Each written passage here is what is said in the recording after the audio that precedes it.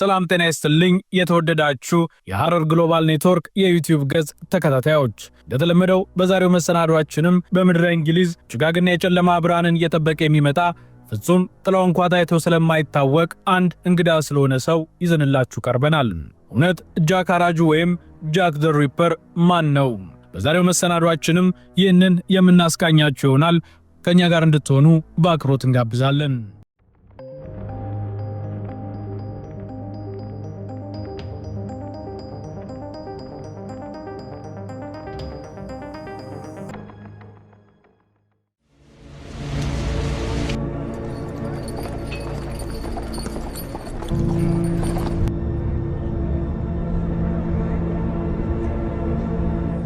ለንደን ዓመተ ምህረቱ ደግሞ እንደ አውሮፓውያን አቆጣጠር 1888 በምድር ላይ ታላቋ ብሪታንያ እየተባለች የምትጠራው ገናናዋ እንግሊዝ በነበራት ስልጣኔና ኃይል አብዛኛውን የዓለም ግዛቶች በዘውዳዊ አገዛዝ ረግጣ የገዛችበት ጊዜ ነበር። የዓለም ገናና የስልጣኔ ማማና ለዓለም የብርሃን ማሳያ ተምሳሌት ተደርጋ በየጊዜው የምትቆጠረው ኃያሏ እንግሊዝ በጉያዋ ብዙ ያልተነገሩ ጉዶችን የያዘች ሀገር መሆኗን አሁን ድረስ አልተነገረም ወይም ደግሞ እንዳይነገር ተደርጎ ተድበስብሶ ተደብቋል። በተለያዩ ዓለማት ልዩ ልዩ መልክ ያላቸው ከተማዎችና ህብረተሰቦች መኖራቸውም ቢሆንም በእንግሊዟ ለንደን የሆነውን ያህል ግን የትም ሆኖ አያውቅም።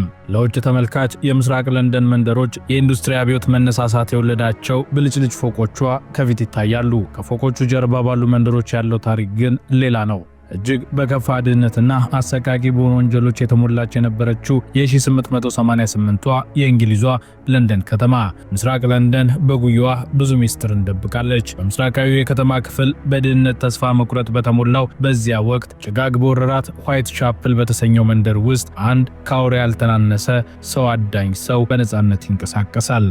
Jack the Ripper, a name that conjures fear, the most famous, the most iconic serial killer in history. ድፍን ያለ ደመና ጭጋግና የጨለማ ብርሃንን እየጠበቀ የሚመጣ ፍጹም ጥላው እንኳን ታይቶ የማይታወቅ እንግዳ የሆነ ሰው አሁን ድረስ ከዘመናት በኋላም ቢሆን የዚህን ሰው እንቆቅልሽ የሆነ ማንነት የፈታ የለም።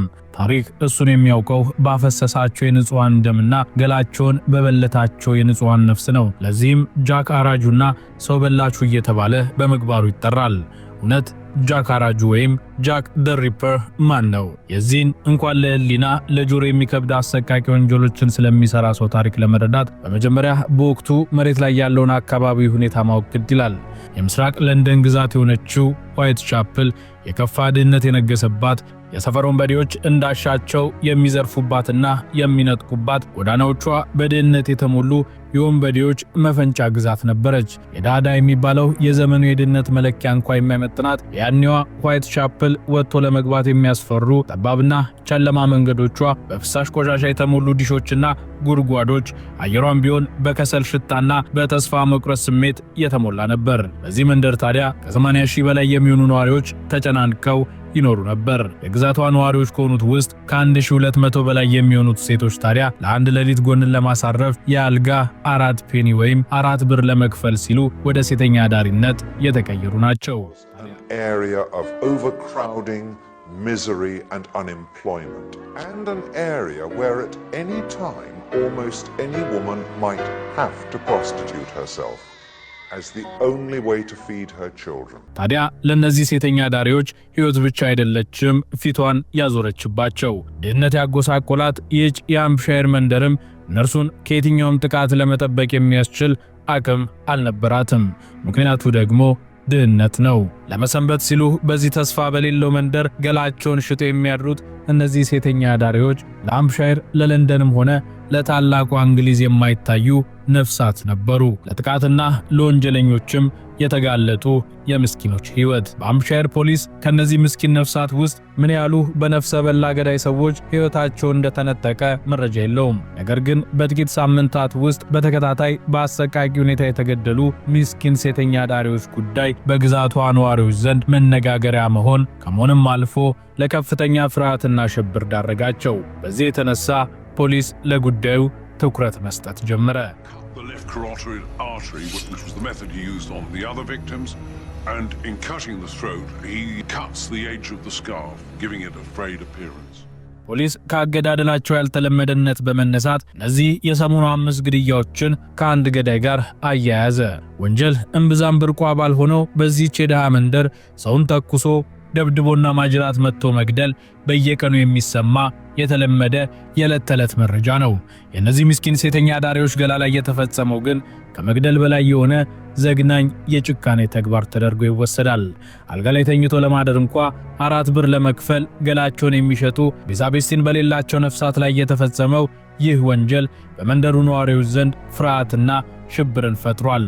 ዓለም ከዘመናት በኋላ ጃክ ዘ ሪፐር ወይም አራጁ የሚባለውን ስም አሁን ከማወቁ በፊት በዚያ መንደር ፍርሃት ነግሶ ካሁናውን መጥቶ ገደለኝ፣ አረደኝ፣ ቆራረጠኝ በሚል እንቅልፋቸው ለረጅም ጊዜያት ሲባትቱ የኖሩ ነፍሳት እልፍ ናቸው። ምክንያቱ ደግሞ ይህን ገዳይና አራጅ ሰው ማንም ያየው የለም። The double event murders of Elizabeth Stride and Catherine Eddowes horrified the public and press alike. ይህ የጭካኔ ድርጊት በሬሳ መርማሪዎች ሞርቹዋሪ ዘንድ የተለየ ተደርጎ ተመዘገበ። ይህ ግን ግና ጅማሮ ነበር። ከ8 ቀናት በኋላ በመስከረም 8 ቀን አኒ ቻፕማን የተባለች ሴተኛ ዳሪ በአምበር ስትሪት ጀርባ ካለ አንድ ግቢ አጥር ስር ሞታ ተገኘች። ጉሮሮዋ ታርዷል። ነገር ግን በዚህ ጊዜ የገዳዩ ድርጊት ይበልጥ በሙያ የተደገፈ ነበር። ሆዷ ተከፍቷል። ከሆዷ ውስጥ የተበለቱ ጉበትና መሰል ብልቶች ከአንጀቷ ክፍሎች ጋር ወጥተው በትከሻዎቿ ላይ ተቀምጧል። ከሁሉ የከፋው ግን ማዕፀኗ፣ ፊኛዋና የሴትነት ብልቷ በጥንቃቄ ተበልተው በገዳዩ እጅ ተወስደው ነበር። በዚህኛው አሰቃቂ ግድያ ገዳዩ ከዚህ በፊት አርዶና ሆዷን ከፍቶ ከተዋት የመጀመሪያዋ ሟች ሜሪ አን ኒኮልሰን ደረጃውን ከፍ አድርጎ ነበር የመጣው። He cuts her from vagina to breastbone like the other victims. He takes out her heart.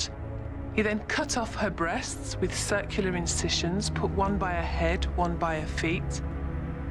He cut off her stomach flesh in 3 flaps and put that on the bedside table. Sliced off. በሃምፕሻየር እንቅልፍ ጠፋ። በተለይ በእነዚያ ከውጭ በተሽከረከሩት ድህነትና ረሃብ ለጎዳና በዳረጋቸው ምስኪን ሴተኛ ዳሪዎች ዘንድ ሁሉም ተራውን እንደሚጠብቅ ዶሮ መቼ ታርዶ እንዴት እንደሚበለት እያሰበ በሽብር ራደ። እንግዲህ መገደል ብቻ አይደለም፣ ወድቃ ወጥቶ ማዕፀን፣ የሴት ብልትና ጡትም ተቆርጦ መወሰድ ተጀምሯል። In the aftermath of the 2 brutal murders, the London police were unable to identify a prime suspect. ፍርሃትና ሽብር በረታ። በዚህ ጊዜ የቆዳ ጃኬት ወይም ሌዘር ልብስ የለበሰ ሰው ነው የሚል ወሬ በከተማው በስፋት መናፈስ ጀመረ። ይህ ደግሞ ምሽት ላይ ሴተኛ ዳሪዎችን ገንዘብ ይቀማና ይነጥቅ የነበረ በዘመኑ ጉልበተኛ የነበረ አይሁዳዊ ጎረምሳ ላይ ፖሊስ ኢላማውን እንዲያተኩር አደረገ። ጋዜጦችም ወዲያውኑ ይህንን ወሬ ከመጠን በላይ ተቀባበሉት። በፍርሃት እንቅልፍ አጥተው የከረሙ ሁሉ ማንነቱ ታወቀ፣ መፍትሄ ያገኘን እያሉ በዚህ ተራ ነጣቂ ዱርዬ ላይ ዘመቱበት። ይህም ለጸረ ሴማዊ ጥላቻ መቀጣጠል ምክንያት የሆነ ሲሆን የአይሁድ ነዋሪዎች ስድብና ጥቃት ሲደርስባቸው ጀመር። ፖሊስም ጆን ፓይዘር የተባለውን አይሁዳዊ ጎረምሳ አሳዶ አሰረው። ጥልቅ ምርመራም አደረገበት። በመጨረሻ በወጣ የፖሊስ ምርመራ ሪፖርት ግን ይህ ጆን ፓይዘር የተባለ አይሁዳዊ ጎረምሳ ወንጀሉን ስለመፈጸሙ የሚያሳይ ምንም አይነት ማስረጃ ማግኘት ባለመቻሉ ፖሊስ ተጠርጣሪውን ለቀቀው። Police began a house-to-house search that took over 2 weeks to complete.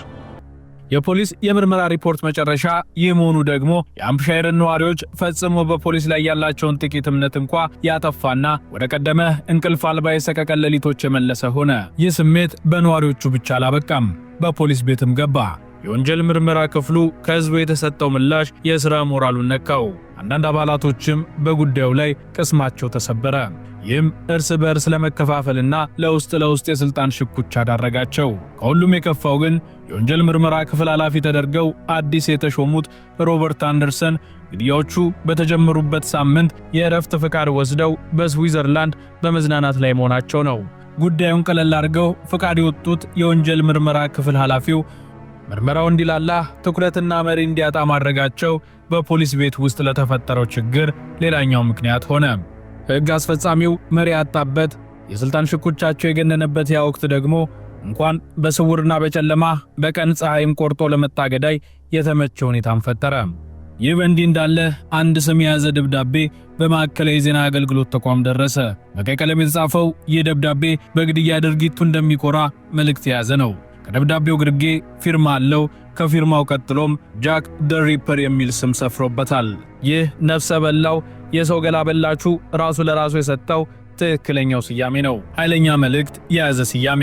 ትልቅ ችግር የፈጠረው ግን በቀጥታ ለሚዲያ የተጻፈውን ደብዳቤ በጋዜጠኞች ዘንድ ለገበያ ተብሎ በሚጨመር የታሪክ ግነት የተነሳ ወትሮም በፍርሃት ውስጥ የነበረውን ምስኪን ሕዝብ ይባስ በቁም ያስቃዠው ጀመር። የሚዲያው ወሬ ሁሉ ይህ ከመሆኑ የተነሳ በእያንዳንዱ የሃምፕሻየር ነዋሪ አእምሮ ውስጥ አንዳንድ ጭራቅ ተፈጠረ። እንቆቅልሽ የሆነው የዚህ ገዳይ አራጅ ሰው ተግባር ግን ቀጠለ።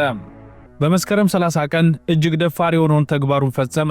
ይህ ሌሊት የፈጸመው ድርብ ግድያ ነው። ከሌሊቱ 7 ሰዓት ላይ ኤልዛቤት ስትራይድ የተባለች ሚስኪን ሴተኛ ዳሪ በበርነር ስትሪት በር ላይ ሞታ ተገኘች። ጉሮሯ ቢታረድም ሌላ አካላዊ ጉዳት ግን አልደረሰባትም። አርዷት እንደጨረሰ ወደ ቀጣዩ የመቆራረጥ ስራው ከመግባቱ በፊት የአይሁድ ሰራተኞች ክበብ የሆነ የፈረስ ጋሪ እየመጣ ስለነበር ነው ከአሰቃቂ ተግባሩ የተስተጓጎለው። የተለመደ ስርዓቱን ባለማከናወኑ አራጁ ቁጣው ነደደ። ቁጣውንም ሊገታው አልቻለም። ከአንድ ሰዓት ባነሰ ጊዜ ውስጥ ከአንድ ማይል ባነሰ ርቀት ላይ ካትሪን ኤዶስ የተባለች ሌላ ምስኪን ሴተኛ ዳሪ ሞታ ተገኘች። አገዳደሉም የገነፈለውን ቁጣ ማብረጃ ይመስል ነበር። ጉሮሮዋ ታርዷል፣ ፊቷ ተበላሽቷል፣ የአፍንጫዋ ጫፍ ተቆርጧል፣ ሆዷ ተቀዷል። ማዕፀኗና ግራ ኩላሊቷ ብቃት ባለው ባለሙያ እንደተቆረጠ በሚመስል መልክ ተቆርጠው ተወስደዋል። ገዳዩ ቀድሞ ያባከነውን ጊዜ ለመካስ እስኪመስል በአንጻራዊነቱ ለእይታ ተጋላጭ በሚያደርግ አደባባይ ላይ በአስደናቂ ፍጥነትና በራስ መተማመን ስራውን ጨርሷል።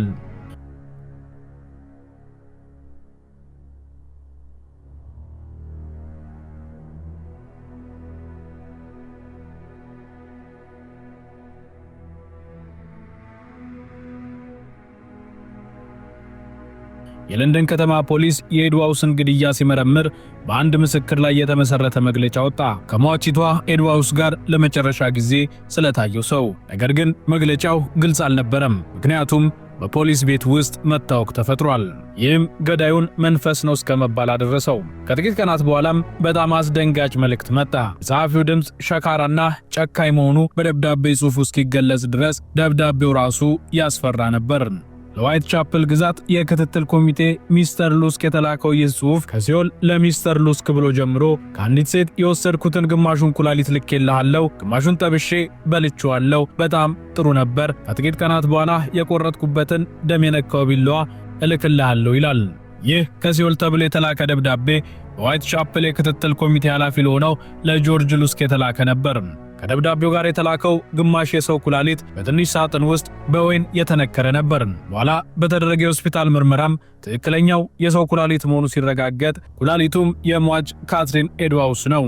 ይህ በግልጽ ከገዳዩ እጅ በቀጥታ የተላከ ነበር። ከዚህ መልእክት በኋላ ዋይት ቻፕል ከአንድ ወር በላይ በፍርሃትና ጸጥታ ውስጥ ከረመች። በዚህ ውስጥ አቁሟል ወይም ሄዷል አሊያም ዝም ብሎ እየጠበቀ ነው የሚሉ መላምቶች ብቻ በሹክሹክታ ሲወራ ሰነበተ። ኅዳር 9 ግን ለሁሉም የፍርሃት ሹክሹክታ ድምጾች መልስ መጣ። መልሱም ሊታሰብ በማይችል ሁኔታ አስፈሪ ነበር። ሜሪ ጄን ኬሪ የተሰኘች ወጣትና ውብ ሴት በሚለር ኮርት ሰፈር የራሷ በሆነ አንድ ክፍል ቤት ውስጥ ሞታ ተገኘች። በዚህ ክፍል ውስጥ ገዳይ ፍጹም ነፃነት ነበረው። በሩን ከውስጥ ቆልፎ ላልተገደበ ሰዓታት በዚያው ቆይቷል። በሜሪ ኬሊ ላይ የፈጸመው ግድያ ብቻ አልነበረም፣ ይልቁንስ ሙሉ በሙሉ አካላቷን መበታተን ነበር። የሰውነቷ ቆዳ ተገፏል፣ ፊቷ ሊታወቅ በማይችል ሁኔታ ተቆራርጧል፣ ልቧ በቦታው የለም፣ ስጋዋ ከአጥንቷ ሙሉ በሙሉ በጥንቃቄ ተገፎ በትንሽ ክፍል ወለል ላይ ተዘርግቷል፣ ጉበቷ በእግሮቿ መካከል ተቀምጧል። ይህንን የተመለከቱት ልምድ ያላቸው ልበ ደንዳና የሆኑ የፖሊስ መርማሪዎች ሳይቀር ያስደነገጠ እጅግ ዘግናኝ ትዕይንት ነበር። ይህ የገዳዩ የመጨረሻ የጭካኔ ሁሉ ፍጻሜም ነበር። ከዚህ በኋላ ለዘላለም ተሰወረ። ግን ማን ነው ይህ ሰው? መልሱን ለማግኘት ከሰውየው ይልቅ የግድያ ዘዴውን መመልከት ይበልጥ ለመልሱ ያቀርባል። በዚህ ውስጥ ልዩ የሆነ የጭካኔ ጥግና ከፍተኛ የአእምሮ ትኩረት ኃይል ያለው በሁሉም ሟቾች ውስጥ የተተከለው 3 የማንነት አመላካች ገጾችን እናገኛለን።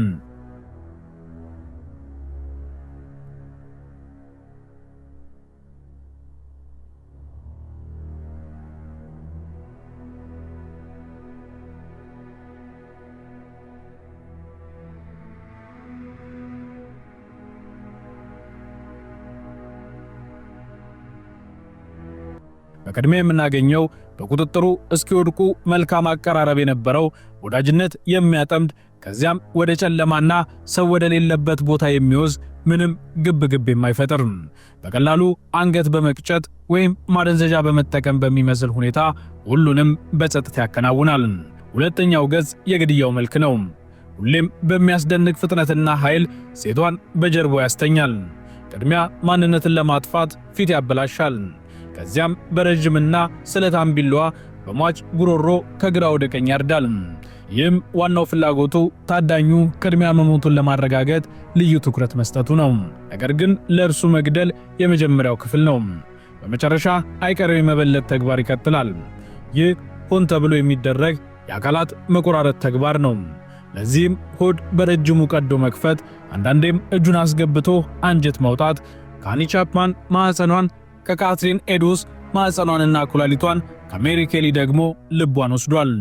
እነዚህ የአካል ክፍሎች መወሰዳቸው በተለይ በማዕፀን ላይ ያተኮረው ፍላጎቱና የመቆራረጥ ችሎታው የቀዶ ሕክምና ሐኪም ነው፣ ስጋ ሻጭ ነው፣ የሕክምና ተማሪ ነው እንድንል የሚያስገድድና ከመግደል ያለፈ ችሎታ ያለው እንዲሁም የሴት ብልትን ቆርጦ ለራሱ ዮሴፍ ማርኬ ፍላጎት ያለው ሰው ነው።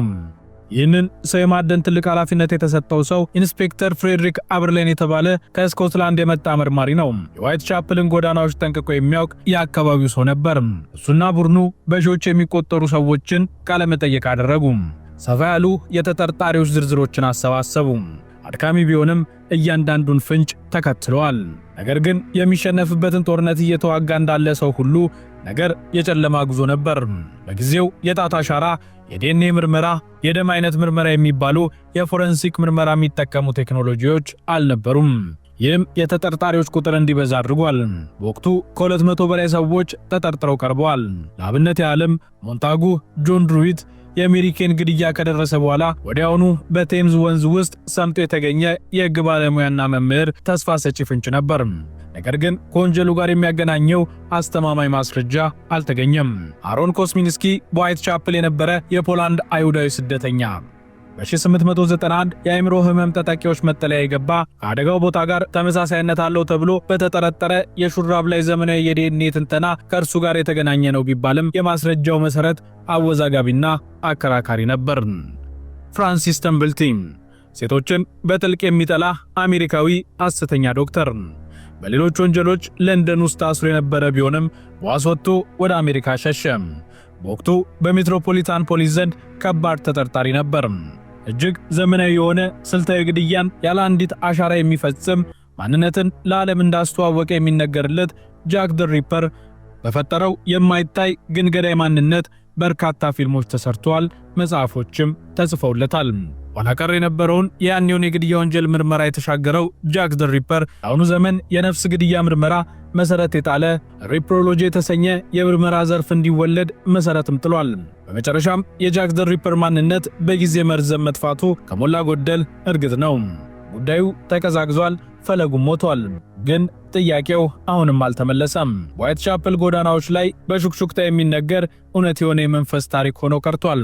For the last 100 years, the question of who is Jack the Ripper has been one of the greatest unsolved puzzles in the annals of crime, generating volumes of comment, analysis and speculation.